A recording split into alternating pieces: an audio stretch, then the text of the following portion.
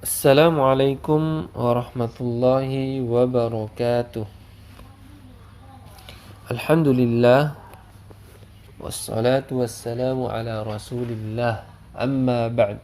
Kaifa halukum? Alhamdulillah. Semoga semuanya dalam keadaan sehat, semuanya dalam lindungan Allah Subhanahu wa taala. Anak-anakku yang saya cintai, hari ini kita belajar fikih untuk kelas 2 semester pertama. Sebelum kita memulai pelajaran, kita memohon doa dulu kepada Allah Subhanahu wa taala. Semoga kita diberi tambahan ilmu yang bermanfaat. Allahumma inni as'aluka ilman nafi'a wa rizqan thayyiba wa amalan mutaqabbala.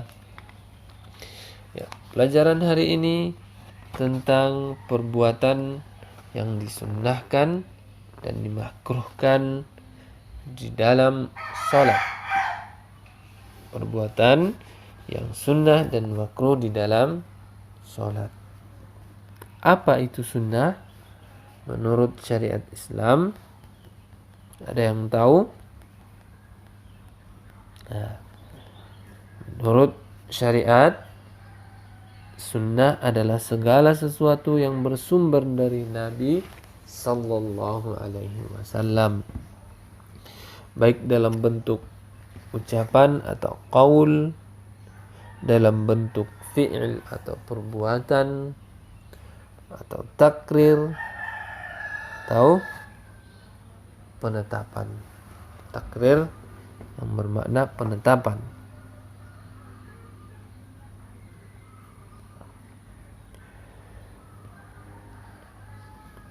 Kemudian menurut ahli fikih, sunnah adalah segala sesuatu yang sudah tetap dari Nabi Sallallahu Alaihi Wasallam dan hukumnya tidak fardu atau tidak wajib, maka itu dihukumi atau hukumnya sunnah. Kemudian apa yang dimaksud dengan sunnah qauli atau sunnah qauliyah? Sunnah qauliyah adalah sunnah dalam bentuk ucapan Nabi Sallallahu Alaihi Wasallam. Sunnah dalam bentuk ucapan Nabi Sallallahu Alaihi Wasallam. Contohnya sabda Nabi Sallallahu Alaihi Wasallam, khairukum man ta'allama al-Qur'an wa 'allamah. Artinya, sebaik-baik kalian adalah orang yang belajar Al-Quran dan mengajarkannya. Ini adalah contoh sunnah qauliyah. Ya, sunnah qauliyah. Apa yang Nabi Sallallahu Alaihi Wasallam perintahkan secara langsung melalui lisan Rasulullah Sallallahu Alaihi Wasallam. Kemudian sunnah fi'liyah. Sunnah fi'liyah adalah sunnah yang berupa perbuatan Nabi Sallallahu Alaihi Wasallam. Fi'il artinya perbuatan Nabi Sallallahu Alaihi Wasallam. Contohnya adalah tata cara sholat misalnya. Tata cara sholat.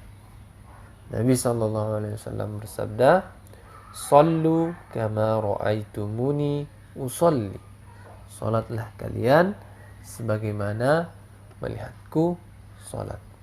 Jadi tata cara salat itu sesuai dengan perbuatan Nabi Sallallahu Alaihi Wasallam. Apa yang Nabi lakukan di dalam salat, itulah yang kita contoh. Kita tidak boleh melakukan salat tapi bertentangan dengan apa yang Nabi SAW perbuat. Maka ini termasuk sunnah fi'liyah. Nah, apa saja yang disunnahkan oleh Nabi SAW? Salah satunya adalah mengangkat tangan ketika takbir. Nah, contohnya di gambar ini. Iya, mengangkat tangan ketika takbir. Contohnya takbiratul ihram. Nah, selain yang disunnahkan, ada juga yang dimakruhkan, yang dibenci. Kenapa dibenci? Karena perbuatan itu mengurangi kesempurnaan sholat kita.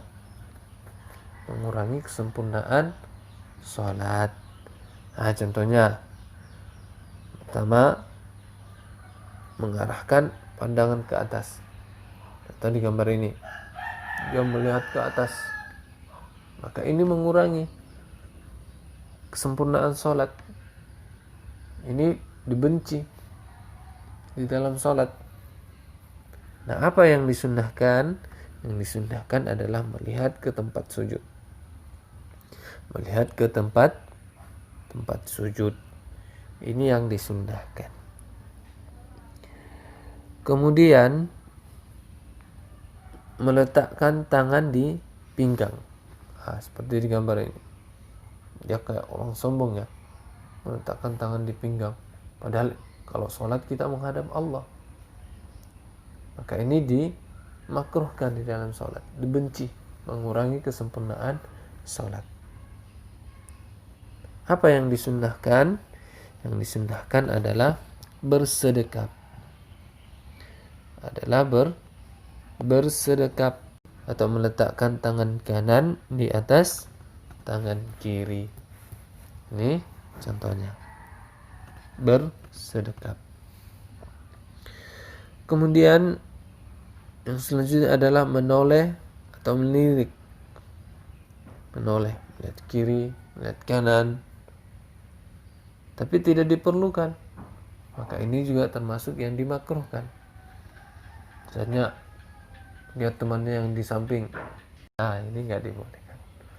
Menoleh kiri dan menoleh kanan. Menoleh ke samping, lirik-lirik. Ini dimakruhkan di dalam sholat. Kemudian melakukan tindakan yang sia-sia, yang tidak diperlukan. Contohnya menggaruk-garuk kepala. Padahal kepalanya nggak gatal, nggak ada apa-apa. Nah, ini juga dimakruhkan, mengurangi kesempurnaan sholat. Kemudian menyapu kerikil yang ada di tempat sujud. Bersihkan tempat sujud ketika melakukan sholat. Maka ini juga mengurangi kesempurnaan sholat kita. Sebaiknya kita bersihkan tempat sujud terlebih dahulu sebelum memulai sholat. Jangan dilakukan ketika sedang sholat. Kemudian selalu menutupi mulut. Tutup mulut. Nah, kecuali ada udzur. Contohnya di saat sekarang ini, karena adanya virus corona yang mewabah, maka dianjurkan oleh pemerintah untuk memakai masker. Nah, maka ini udzur, tidak mengapa dilakukan di dalam sholat. Tapi kalau tidak ada udzur, maka sebaiknya dihindari, karena ini perbuatan yang dibenci dan mengurangi kesempurnaan sholat. Selanjutnya adalah sholat saat makan sudah tersedia atau sudah terhidang, sedangkan sudah merasa lapar. Sudah lapar, terus ada makanan di hadapan kita, tahu-tahu azan. Maka kita selesaikan dulu makanan. Kita makan terlebih dahulu sebelum melaksanakan sholat. Karena kalau kita langsung sholat, nanti pas sholat ingatan kita malah makanan. Maka ini mengurangi kekhusyuan, sehingga mengurangi kesempurnaan sholat kita. Selanjutnya menahan buang air kecil dan air besar. Nah, ini juga mengurangi kesempurnaan sholat. Sudah kebelet, pengen buang air, tahan karena sholat. Nah, ini tidak boleh ya, mengurangi kesempurnaan sholat. Kemudian menahan buang angin. Nah, ini juga sama dengan menahan buang air kecil atau buang air besar. Nah, ini juga sebaiknya dihindari karena mengurangi kesempurnaan sholat. Tentunya kita ingin sholat dengan sempurna. Kemudian menahan kantuk yang sangat. Sudah ngantuk 2 hari 2 malam misalnya nggak tidur, kemudian dia sholat isya. Nah, ini tidak diperbolehkan. Makanya kita harus istirahat yang cukup